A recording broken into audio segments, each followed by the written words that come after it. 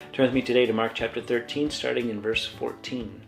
When you see the abomination of desolation standing where he ought not to be, let the reader understand. Then let those who are in Judea flee to the mountains. Let the one who is on the housetop not go down, nor enter his house to take anything out. Let the one who is in the field not turn back to take his cloak.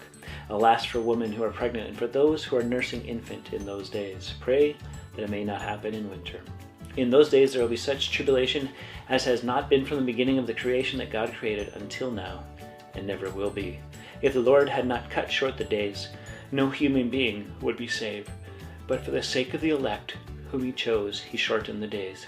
And if anyone says to you, "Look, here is the Christ," or "Look, there he is," do not believe it, for false Christs and false prophets will arise and perform signs and wonders to lead astray, if possible, the elect. But be on guard. I have told you these things beforehand. But in those days, after that tribulation, the sun will be darkened, the moon will not give its light, and the stars will be falling from heaven, and the powers in the heavens will be shaken, and they will see the Son of Man coming in clouds with great power and glory, and then he will send out the angels and gather his elect from the four winds, from the ends of the earth to the ends of heaven.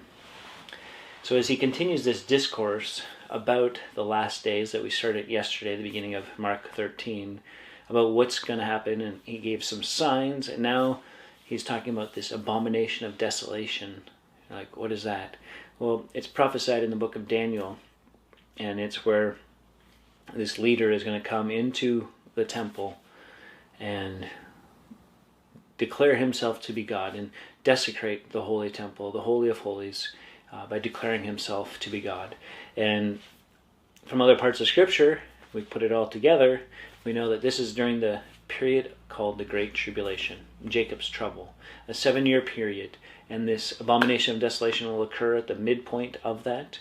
And Jesus is saying it's a good thing that the days weren't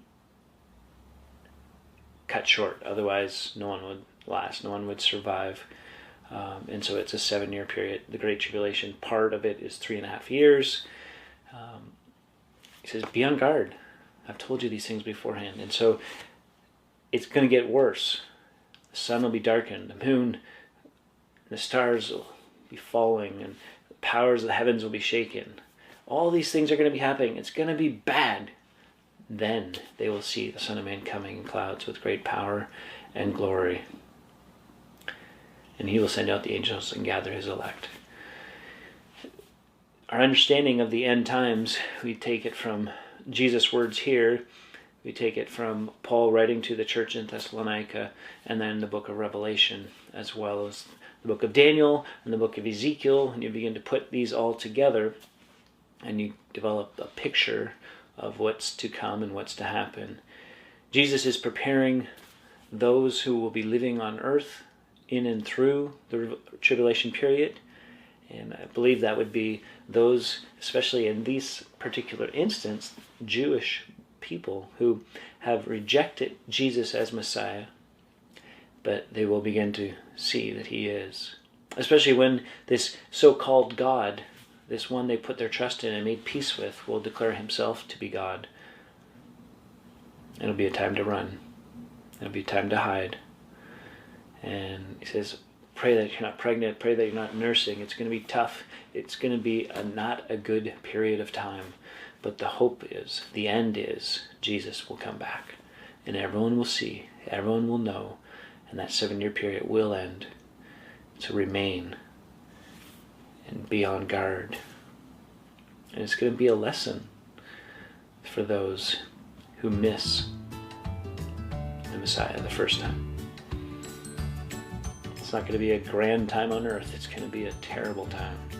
A time of great tribulation. But when he comes, there'll be no mistake.